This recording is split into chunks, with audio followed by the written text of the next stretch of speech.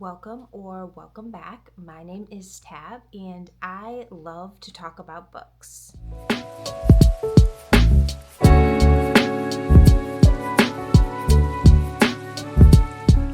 On today's vlogish video, I am going to be doing a Portugal reading vlog. So I'm not going to Portugal for rest and relaxation. I'm going for a wedding. There's going to be a bunch of family there. I'm not sure how much reading time I'm going to have aside from the 6.5, almost 7 hour plane ride.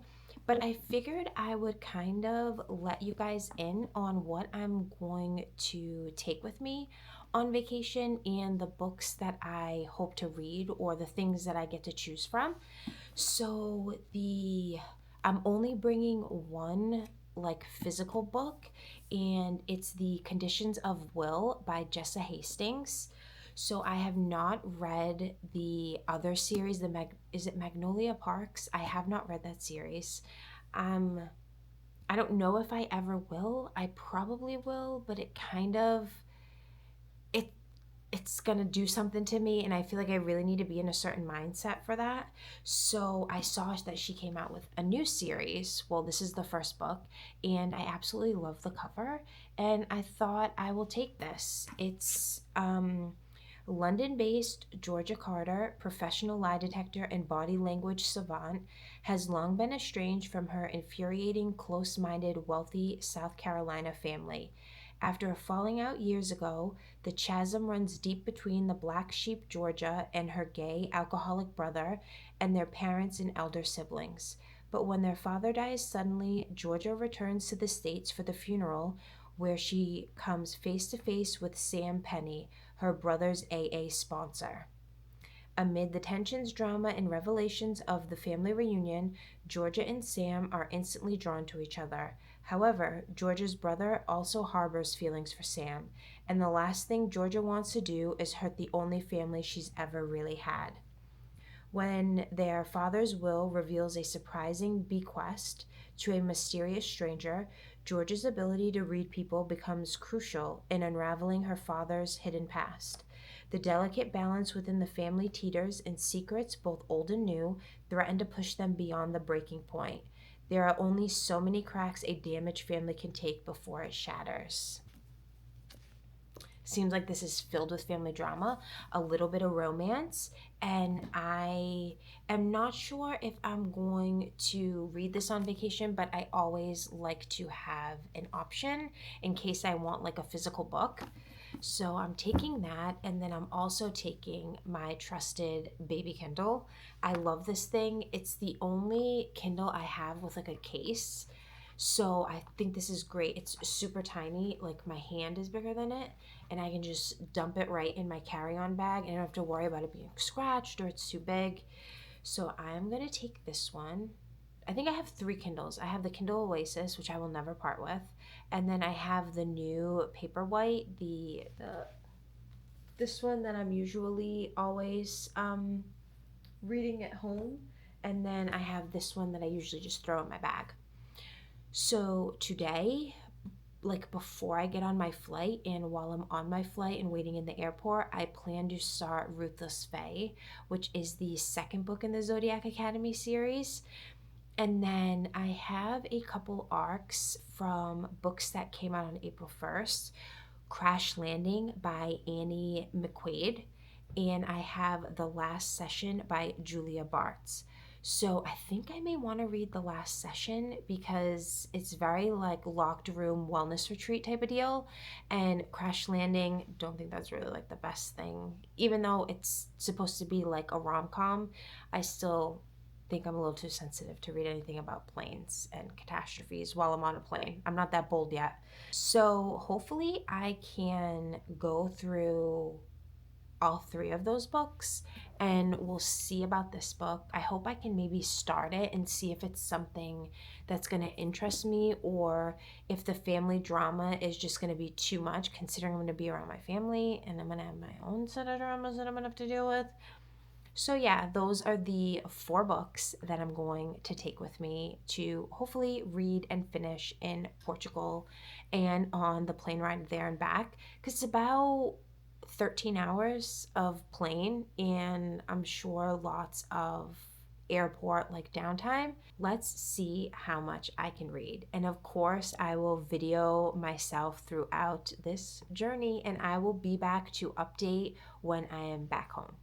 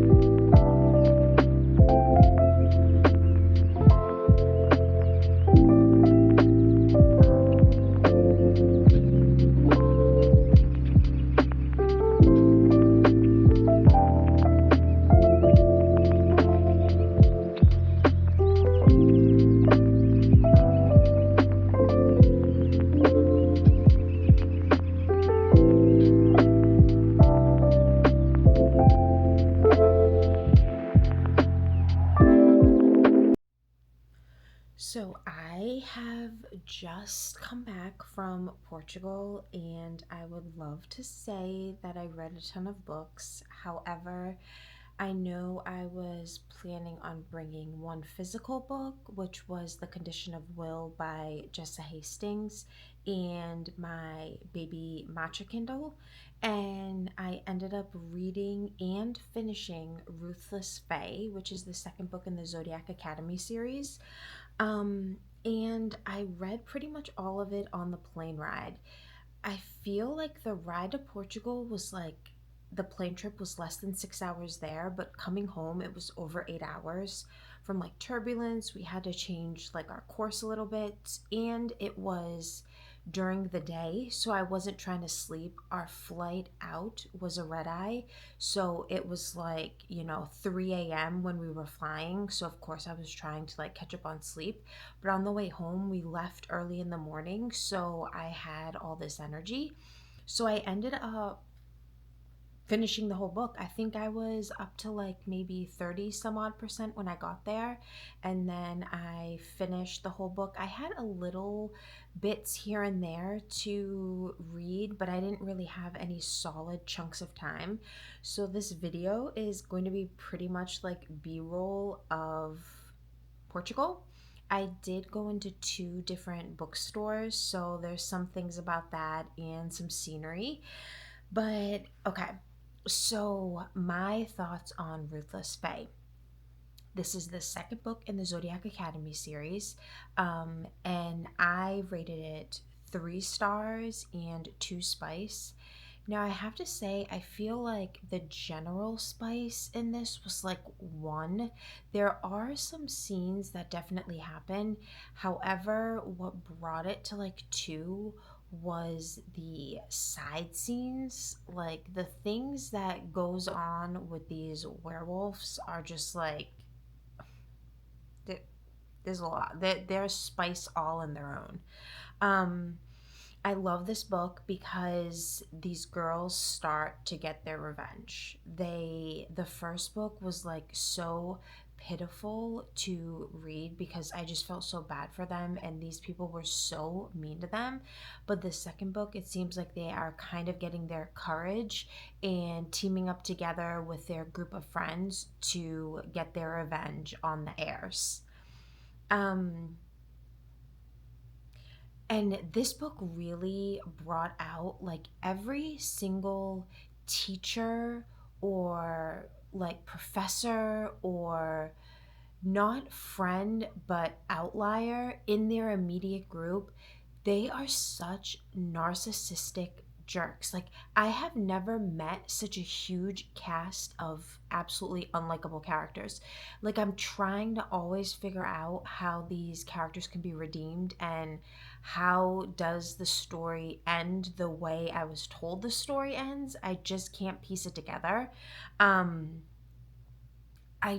they're so unbearable sometimes to listen to and how like mean they are. Like they will stop at nothing. But I guess that's what happens when you have other people dictating, like, if you don't make their life a living hell, then we're going to make your life a living hell. So I guess it's just, they're taking orders from other people. But I mean, gosh, enough was enough. And like I am just scratching the surface about how evil these characters in this book is. Like it is so much more in depth and these people are so they're like despicable. I don't know how else to say it, but some of these characters just I wish and maybe they do have their own book because I need to see that they have redeeming qualities, I guess. This is a PSA to Darcy and Tori. Stop going in to the Wailing Woods when it's dark. Nothing ever good has happened with you going into the Wailing Woods when it's dark. You don't need to go there thinking you're going to do a shortcut because it never ends up in a shortcut and it always ends up with something bad happening to you guys. Listen, take my advice. Stop going in the Wailing Woods. Maybe just like in general, stop going in there. But definitely when it's dark out, don't go. Learn from your mistakes, ladies. Geraldine in this book definitely shone through. She turned into a very likable character. She was so excessively annoying in the first book, but I get why they probably made her like that because in the second book, she definitely like comes into her own like badass type of person where even like the heirs are seeing that she's like great in other things, and I just really appreciated that because she was actually very like you felt so bad for her, like she was trying so hard and you just wanted to tell her like, girl, please. But then this book, she definitely has like so many more redeeming qualities besides just being like completely like at service to the Vega twins. I have to say, when I first started this series, I knew book 3 was the book I was just trying to hurry up and get to. Book one was way better than what I thought, and this book, like book two, it just, there was too much of like still, I feel like it was a continuation of book one. Like they were still, everyone was still mean to each other. There was maybe like 10% more of like cooperation and working together, but I need like that romantic relationships, or like relationships in general. I was waiting for them to like start up, and I just felt like this book, it just started. It was like the tip of the iceberg for like characters to put away their differences, and you really got that towards the end of this book. And I wouldn't say that this book was necessarily boring, because there was a lot that went on in it, but the last like 20 like 15 to 20% of this book was action packed. Like I was clipping and clacking these pages to try and get to the end, because I just wanted to know what the heck happened. And there was like a very big like awakening, I feel, in Darius towards the end of this book, and I can't wait to pick up book 3, because I know book 3 is going to be amazing for me, just because I know what happens, and I can't wait to see how this like slowly unfolds, because I'm trying to figure out how the relationship in book 3 that is extremely prominent, how that comes to pasture, because there's no hint of it in book 2. So there must be some type of like, they talk a lot about like bonds in book 2, and you can have like fated bonds, you can have like fated enemy bonds, you can have like ally bonds, and I'm wondering if these two characters like have that bond with each other, or how it's discovered. They're both from the same order. Very interested. I really want to pick up book 3, and I have some library books that I have to like kind of go through, since I didn't really read any for a week. And then I'm definitely going to pick up book 3, because I need to know what happens. But that is it for my reading and kind of visiting Portugal vlog. I hope that you enjoyed it, and let me know in the description if you have read any of the Zodiac Academy books, or if you are planning to, and which book so far has been your favorite. And as always, thank you so much for taking your time out of your day to watch my video, and I will see you in the next one. Bye.